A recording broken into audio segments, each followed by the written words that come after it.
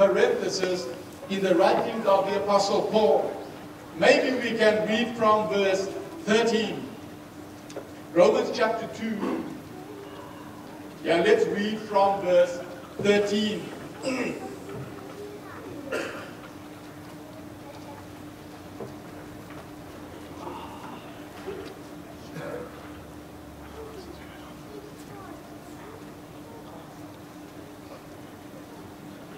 Yeah, people have been enamored with the law for a long time. Have you noticed? Movies coming out like Law-Abiding Citizen. You've seen it? No, you haven't. But everything has to do with the law these days. It affects all of us. Because you wouldn't like to live next to me if I'm a lawbreaker. You definitely don't want to live next to me, having sirens disturb you in the middle of the night, and searches conducted next to your house. That's not my neighbors I'm talking about. But it's all about being good people, about being good people. And so Paul writes here, he says in verse 13, "For it is not those who hear the law who are righteous in God's sight, but it is those who obey, who will be declared righteous. Indeed," and there's the parenthesis, "indeed," he says, "when Gentiles who do not have the law do by nature things required by the law, they are a law for themselves, even though they do not have the law, since they show that the requirements of the law are written on their hearts. Their consciences also bearing witness, and their thoughts now accusing, now even defending them." Close parenthesis. This will take place on the day when God will judge men's secrets through Christ, as my gospel declares. As my gospel declares. And so Paul is speaking to every Mr. and Mrs., every Sabbath churchgoer.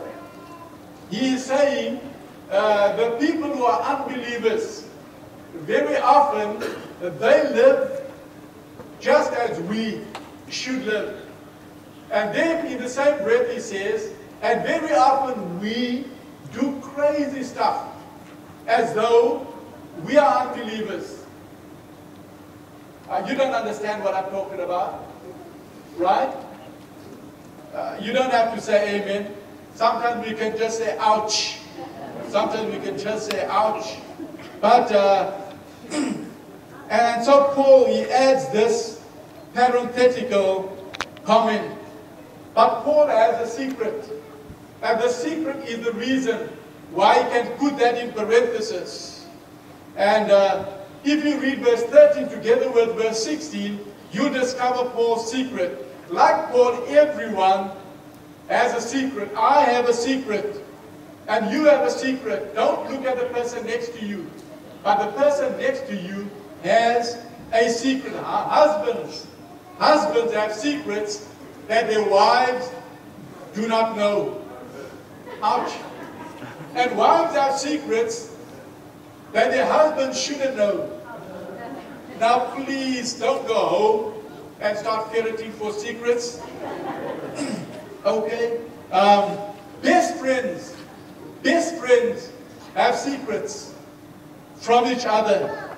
Children have secrets that will drive their parents crazy if the parents found out.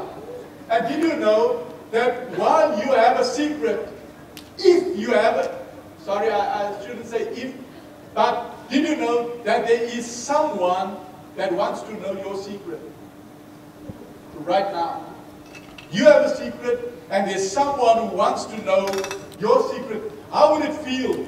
How would it feel if Josie was a mind reader and she stood up here and just blurted out your secrets? How would you feel?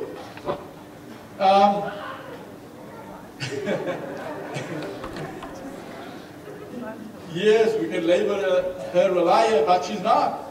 But somebody wants to know your secret. Somebody wants to know your secret. Did you know in our age, in our age in which we live, there are hardly any secrets. I mean, Tiger Woods was not even out of the woods when everybody knew, right?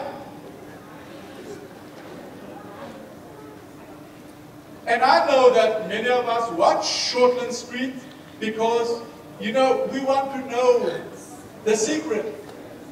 The secret. And secrets have captured the imagination down through the eons. Someone wants to know your secret. Someone wants to know your secret. We live in a time of an information explosion. Did you know that if you are walking down the road, Edwina, can you stand, please? Edwina has this crazy Bible. You know why? It's so small that I can't see the words. But if she was standing, right like she's standing now, with that Bible in her hand, did you know 7 miles up, maybe 5, I don't know how many miles are the satellites? It's more than 2 miles. But way up there, from the satellites that are in orbit, do you know that they can focus on this Bible? You may be seated. And even if she sits down, they can focus on that Bible, and even though the printing is so small, they have the capacity to zoom in on a letter that is of a quarter millimeter tall. That is quite small, much smaller than my Bible. They can read, and then 20 years ago, they could read the headlines to somebody who was walking down the street with a newspaper. Today they can read the fine print from outer space. From outer space. There's very little that is not a secret. That is not a secret. As Mr. Politician, just last month, he thought that he was using his credit card and nobody would know. And nobody would know. And his wife discovered right on the front page that he was looking at salacious material in hotel rooms. Nothing is a secret these days. Did you know that they can steal your identity? They just have to know your name. They don't even have to know your date of birth. I don't know about your garbage, but I'm very careful about my garbage. I never put into the garbage anything with my address or any account number on it. Do you do that? Do you know that there are ingenious criminals who spend their time ferreting the garbage dumps, just getting information? Getting information incidentally.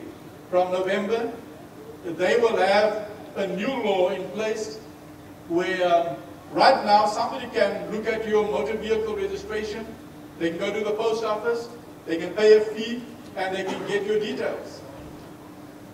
Okay? But you have been warned, notice has been given. In the church we're supposed to give notice that from the 1st of November, you can go to www. We'll put the website or the URL address in the bulletin next week. But please, nothing is a secret anymore. Nothing is a secret anymore. In fact, nothing is a secret. David says, I looked for David down at Bethlehem's well, and I didn't find him. And then I went up to the hill, to the valley, where the battle with the Philistines were taking place. I didn't find David. And then I went all the way to Mount Hermon, where David would often lead the sheep, where the waters were clear and the grass was green, but I didn't find David. And then I walked through the valley of the shadow of death on the Jericho road, and I didn't find David. But I found David under a tree, way off the track. And as David was lying there looking up at the clouds, I heard David speaking. And so I crept closer and I hid myself because I wanted to hear what this poet from Bethlehem was going to say. And then I heard David saying, Lord, I cannot understand you. Before a word is on my lips, you know it completely, O Lord. I'm quoting Psalm 139, verse 2. He says, you know me, you have me in front and behind. You know my